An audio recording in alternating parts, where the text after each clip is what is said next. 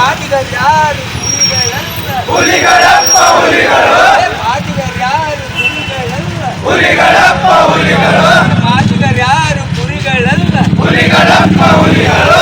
ಜೈ ಮಾದಿಗ, ಜೈ ಮಾದಿಗ, ಜೈ ಮಾದಿಗ, ಜೈ ನ್ಯಾಯ ಬೇಕು, ಆವಾಜಿಗೆ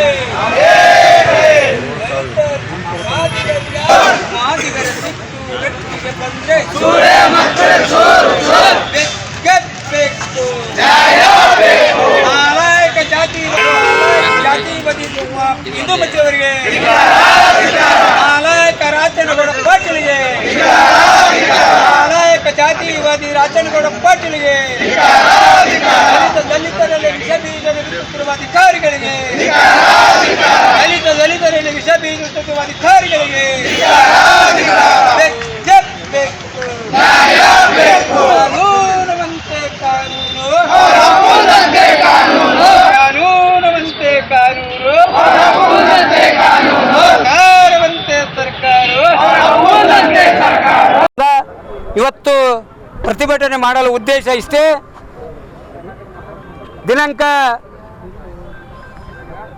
20/6/2026 ನಿಂಬರ್ಗಾ ಪೊಲೀಸ್ ಠಾಣೆಯ ವ್ಯಾಪ್ತಿಯಲ್ಲಿ ಬರ್ತಕ್ಕಂಥ ಹಡಾಲ್ಗಿ ಗ್ರಾಮದಲ್ಲಿ 11 ವರ್ಷದಿಂದ ಕೋರ್ಟ್ನಲ್ಲಿರ್ತಕ್ಕಂಥ ಜಾಗವನ್ನು ನಾವು ಖಾಲಿ ಮಾಡಿಸ್ಬೇಕಾಗಿದೆ ಅಂತಕ್ಕಂಥ ದೃಷ್ಟಿ ಇಟ್ಟುಕೊಂಡು ಅಲ್ಲಿರ್ತಕ್ಕಂಥ ಪಿ ಡಿ ಒ, ಜಾತಿವಾದಿ ಪಿ ಡಿ ಒ ನಮ್ಮ ಮಾದಿಗ ಸಮಾಜದ ಬಡವಣಿಗೆ ನುಗ್ಗಿ ಅಲ್ಲಿರ್ತಕ್ಕಂಥ ವಾಸ ಮಾಡ್ತಕ್ಕಂಥ ಮನೆಗಳನ್ನು ಧ್ವಂಸ ಮಾಡಿದಲ್ಲದೆ ಅವರ ಮೇಲೆ ಹಲ್ಲೆ ಮಾಡೋದಕ್ಕೆ ಪ್ರಯತ್ನ ಪಟ್ಟಿದ್ದನ್ನು ತಾವು ನೋಡಿದ್ದೀರಿ. ಅದರಂತೆ ನಾವು ಇದರ ಬಗ್ಗೆ 22/6/2026 ಕಲಬುರಗಿ ಜಿಲ್ಲಾ ವರಿಷ್ಠ ಅಧಿಕಾರಿಗಳಿಗೂ ಮತ್ತು ಕಲಬುರಗಿ ಜಿಲ್ಲಾ ಪಂಚಾಯತ್ ಅಧಿಕಾರಿಗಳಾದ ಕಾರ್ಯನಿರ್ವಾಹಕ ಅಧಿಕಾರಿಗಳಿಗೆ ನಾವು ಈ ಘಟನೆ ಬಗ್ಗೆ ಮನವಿ ಪತ್ರ ಕೂಡ ಕೊಟ್ಟು ಅವ್ರ ಗಮನಕ್ಕೆ ತಂದಿದ್ದೆವು. ಆದರೆ ಮುಂದೆ ಅವರ ಮೇಲೆ ಯಾವುದೇ ಶಿಸ್ತಿನ ಕ್ರಮ ಕೈಗೊಳ್ಳದಿರುವುದರಿಂದ ಅವರು ದಿನಾಂಕ 14/7/2026 ಮತ್ತೆ ಮಾದಿಗರ ಮನೆ ನುಗ್ಗಿ ಅಲ್ಲಿರ್ತಕ್ಕ ಮಹಿಳೆಯರು ಮಕ್ಕಳನ್ನದೇ ಅವರ ಮೇಲೆ ಹಲ್ಲೆ ಮಾಡ್ತಕ್ಕಂಥ ಪ್ರಯತ್ನ ಮಾಡಿದ್ದನ್ನು ಅದು ಪೊಲೀಸ್ ಅಧಿಕಾರಿಗಳ ಎದುರುಗಡೆ. ಯಾಕಂದರೆ ಅಲ್ಲಿರುವ ಪೊಲೀಸ್ ಅಧಿಕಾರಿಗಳು ಒಂದು ಕಣ್ಣಿಗೆ ಬೆಣ್ಣೆ ಒಂದು ಕಣ್ಣಿಗೆ ಸುಣ್ಣ ಹಚ್ಚಿ ದಲಿತರಲ್ಲಿ ವೈಷಮ್ಯವನ್ನು ಬಿಚ್ಚಿ ವಿಷ ಬೀಜವನ್ನು ಬಿತ್ತಿ ಜಗಳಸ್ತಕ್ಕಂಥ ಕೆಲಸ ಮಾಡಿದ್ದನ್ನು ನಾವು ನೋಡಿದ್ದೇವೆ. ಆದ್ದರಿಂದ ನಾವು ಇವತ್ತು ಮನವಿ ಪತ್ರ ಕೊಡುವುದೇನೆಂದರೆ ಅಲ್ಲಿರ್ತಕ್ಕಂಥ ನಿಜಾಂಶವನ್ನು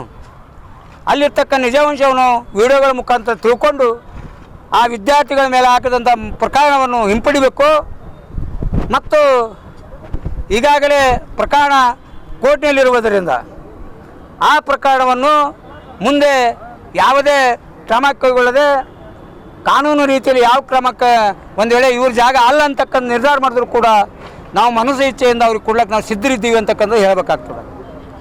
ಜೊತೆಗೆ ಇವರೊಬ್ಬ ಭ್ರಷ್ಟ ಪೊಲೀಸ್ ಅಧಿಕಾರಿ ಇಂದುಮತಿಯವರು ಕೂಲಿ ಅಮಾನತು ಮಾಡಬೇಕು, ರಾಚನಗೌಡ ಪಿ ಡಿ ಅವರಿಗೂ ಕೂಲಿ ಅಮಾನತು ಮಾಡಬೇಕು. ಈ ತನಿಖೆಯನ್ನು ಮತ್ತೊಬ್ಬ ಪೊಲೀಸ್ ಅಧಿಕಾರಿಗಳಿಗೆ ತನಿಖೆ ಮಾಡೋದಕ್ಕೆ ಅನುವು ಮಾಡಿಕೊಡಬೇಕು. ಮತ್ತು ಇವತ್ತೇನಾದರೂ ಅಲ್ಲಿ ಮಾದಿಗರು ಉಸಿರಾಡ್ತಾ ಇದ್ದಿದ್ದೆ ಆದರೆ ಅದು ನಮ್ಮ ಪೊಲೀಸ್ ಅಧಿಕಾರಿ, ಜಿಲ್ಲಾ ಪೊಲೀಸ್ ವರಿಷ್ಠಾಧಿಕಾರಿಗಳು ನಮಗೆ ರಕ್ಷಣೆ ಕೊಟ್ಟು ಅಲ್ಲಿ 1 ತಿಂಗಳಿಂದ ವ್ಯಾನ್ ನಿಲ್ಲಿಸಿ ಅವರಿಗೆ ರಕ್ಷಣೆ ಕೊಟ್ಟಿದ್ದಕ್ಕೆ ನಾವು ಅಭಿನಂದನೆ ಸಲ್ಲಿಸಬೇಕಾಗ್ತದೆ. ಅದೇ ರೀತಿ ಇವರ ಮೇಲೆ ಪ್ರಕರಣವನ್ನು ಈ 2 ಅಧಿಕಾರಿಗಳ ಮೇಲೆ ಪ್ರಕರಣವನ್ನು ದಾಖಲಿಸಿ ಕಾನೂನು ರೀತಿಯಲ್ಲಿ ಕ್ರಮ ಕೈಗೊಳ್ಳಬೇಕೆಂದು ಈ ಹೋರಾಟದ ಮುಖಾಂತರ ಮನವಿ ಮಾಡ್ಕೊಳ್ತೇವೆ.